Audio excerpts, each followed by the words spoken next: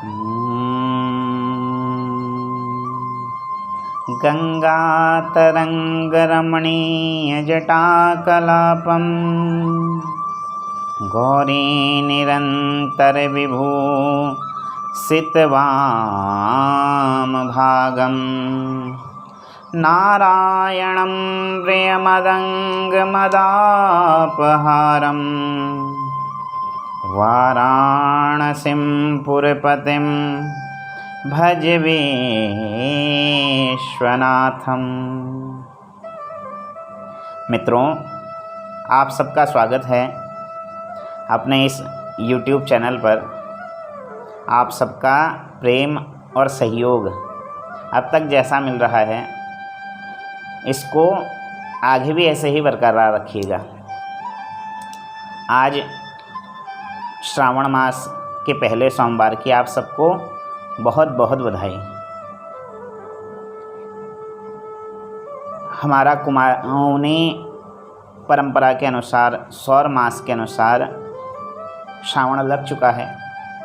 आज जिसका पहला सोमवार है, भगवान शिव भुक्ति और मुक्ति दोनों को प्रदान करने वाले हैं। तो श्रद्धा भाव के साथ भगवान शिव का विशेष अर्चन, पूजन, वंदन इस श्रावण मास में हम सब करें। और कल 20 जुलाई तुलसी एकादशी का पर्व मनाया जाएगा, जिसको हरिशयनी एकादशी भी कहा जाता है। तो हरिशयनी एकादशी से ही चातुर्मास का भी प्रारंभ होता है। तो कल से चातुर्मास प्रारंभ हो रहा है। जो भगवान के भक्त चातुर्मास करते हैं, इन चातुर्मासों में भगवान का विशेष अर्चन, वंदन, पूजन करते हैं। हरि और हर अर्थात भगवान विष्णु और शिव उसको भुक्ति और मुक्ति प्रदान करते हैं।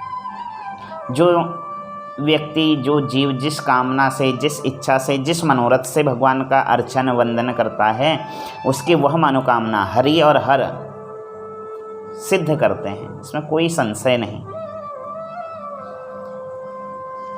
तो कल से मान्यता है कि भगवान विष्णु योग निद्रा में जाते हैं चातुर्मास के लिए। आषाढ़ शुक्ल पक्ष की एकादशी से लेकर कार्तिक शुक्ल पक्ष एकादशी तक भगवान विष्णु क्षीर सागर में योग निद्रा में प्रवेश करते हैं। और स्वयं भगवान विष्णु कहते हैं कि इस समय मेरा एक स्वरूप राजा बलि के द्वार पर रहता है। राजा बलि ने यही वरदान मांगा था भगवान विष्णु से कि आप मेरे द्वार के द्वारपाल बन जाएं। तो आज भी भगवान उस वचन को निभाते हैं और इस चातुर्मास में राजा बलि के द्वार पर रहते हैं। ऐसे दयालु भगवान। और कल के ही दिन तुलसी लगाने का विशेष महत्व है। भगवान विष्णु को वैसे ही तुलसी प्रिय है, तो तुलसी लगाने का विशेष महत्व है कल तुलसी एकादशी। इसलिए इसको जाना जाता है, तुलसी एकादशी के नाम से भी हम इसको जानते हैं। पद्मा एकादशी भी इसको कहा जाता है। तो अनेक नाम इसके आए, अनेक वर्णन आए। शास्त्र तो यहाँ तक कहता है कि जो कल अर्थात तुलसी एकादशी के दिन तुलसी का वृक्ष लगाकर उसका नित्य पूजन करता है, उसकी रक्षा करता है, उसको पालता है, पोसता है, वह कभी यम का दर्शन उसको नहीं होता। भगवान विष्णु स्वयं उसको वैकुंठ में स्थान देते हैं। और वैकुंठ है क्या? वैकुंठ, जहाँ किसी प्रकार की कुंठा ना हो, उसी स्थान का नाम है वैकुंठ। तो कल यह हरिशयनी एकादशी को हम सब मना रहे हैं। तो तुलसी वृक्ष अवश्य लगाएं, उसका पूजन करें, उसकी सेवा करें। माता तुलसी की सेवा साक्षात हरि की सेवा के बराबर है। जिस घर में तुलसी वृक्ष है, जिस घर में गंगा जल है, जिस घर में गीता जी का पाठ होता है, भागवत जी का पाठ होता है, गर्भ पुराण में वर्णन आया है कि वह घर फिर घर नहीं रहता, तीर्थ के समान हो जाता है। ऐसा सुंदर वह क्षेत्र बन जाता है। और कहा गया कि तुलसी के वृक्ष का स्पर्श करके हवा जहाँ तक पहुँचती है उस स्थान तक को वह वायु शुद्ध करती है। तुलसी की विशेष महत्ता हमारे शास्त्रों में बतलाई गई। माता की संज्ञा दी गई, माता के समान है। वृंदा जो भगवान की विशेष भक्त थी वही तुलसी के रूप में परिणित हुई और भगवान विष्णु को विशेष प्रिय हैं। भगवान विष्णु के प्रत्येक पूजन में बिना तुलसी के वह पूजन संपन्न ही नहीं माना जाता। तो इसलिए कल तुलसी वृक्ष जीव अवश्य लगाएं। तो पद्मा एकादशी भी इसको कहा जाता है। तो इसका क्या महत्व है, यदि इस पर चर्चा करें तो यही बात युधिष्ठिर जी ने भी भगवान कृष्ण से पूछी थी कि हे केशव, यह जो हरिशयनी एकादशी है इसका क्या महत्व है, किस लिए यह एकादशी को करना चाहिए। तो भगवान कहने लगे कि हे युधिष्ठिर, हे नृपश्रेष्ठ, यह जो हरिशयनी एकादशी है इसमें भगवान विष्णु का एक स्वरूप तो क्षीर सागर में योग निद्रा में चले जाता है और एक स्वरूप में भगवान राजा बलि के द्वार पर खड़े रहते हैं। और इस समय भगवान का विशेष अर्चन वंदन जीव को करना चाहिए। श्रद्धा भाव के साथ जीव इस अर्चन वंदन को करें। मन में जो कामना है वह कामना सब भगवान को अर्पित करें। वैसे तो कहा गया कि निष्काम भक्ति श्रेष्ठ फल देने वाली है, किंतु वर्तमान समय में निष्काम भक्ति बहुत कठिन है, बहुत कठिन। किंतु साकाम भक्ति ही जीव कर ले। भक्ति तो करें, कहने का आशय कि केवल भक्ति करें। तो भगवान कहने लगे इस समय जीव चातुर्मास रख सके तो श्रेष्ठ बात है, बहुत श्रेष्ठ फल देने वाला है चातुर्मास। बड़े बड़े साधु संत योगी यति सन्यासी इस समय यात्रा नहीं करते, यात्रा बंद हो जाती है। देखिए एक प्रकार से तो वर्षा ऋतु प्रारंभ हो गई। तो वर्षा ऋतु में पहले पैदल यात्रा का विधान था, तो नदी नाले आदि बहुत आते थे, तो इस वजह से भी यात्रा बंद हो जाती थी। और दूसरा मान्यता कि भगवान सोए हुए हैं, भगवान और साधु संत भगवान के जो परम वैष्णव हैं उनके पास स्वयं भगवान का साक्षात विग्रह स्वरूप शालिग्राम रहता है।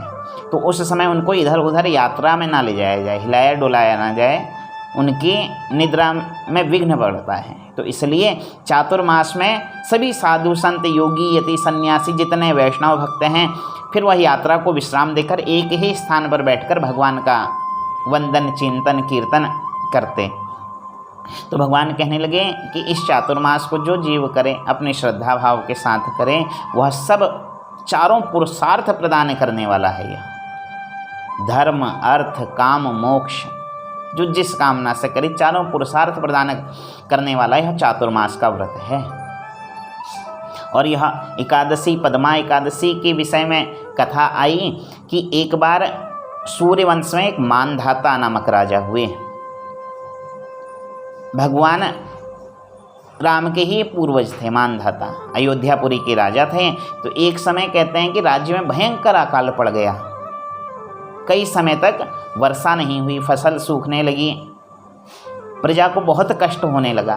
तो राजा सोचने लगे कैसे इस कष्ट को मैं दूर करूं, और पहुंच गए मुनि अंगिरा जी के पास। तो उनसे पूछा कि हे गुरुदेव, किस लिए राज्य में इतना अकाल पड़ गया, ऐसा क्या पाप मुझसे हो गया। तो कहने लगे कि राजन,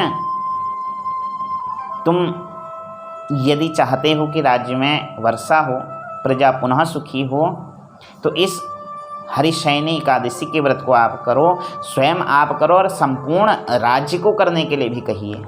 वैसे तो आपका करना ही केवल पर्याप्त है, क्योंकि राजा संपूर्ण प्रजा के पिता के समान होता है। पिता कुछ कर्म करे तो फल सभी संतानों को प्राप्त होता है, इसमें कोई संशय नहीं। किंतु यदि संपूर्ण प्रजा इस व्रत को करे तो श्रेष्ठ फल की प्राप्ति होगी। तो राजा मान गए और कहते हैं कि उन्होंने इस पद्मा एकादशी के व्रत को किया, हरिशयनी के व्रत को किया, जिसके प्रभाव से राज्य में पुनः वर्षा हुई खेत खलिहान फिर से फसलों से लहरा गए। तो इतना महत्व है इसका। और देखिए वर्षा ऋतु भी यहीं से प्रारंभ हो जाती है। श्रावण लग चुका है, वर्षा ऋतु प्रारंभ हो गई है। अब धीरे धीरे मानसून भी आ जाएगा। जो इतनी भयंकर गर्मी से पृथ्वी त्राही त्राही कर रही थी, प्राणी जन त्राही त्राही कर रहे थे, इस वर्षा ऋतु में वह भी सुखी होंगे। तो भगवान तो सबको सुख देने वाले हैं। तो कल इस पद्मा एकादशी के व्रत को हम सब श्रद्धा भाव के साथ करें।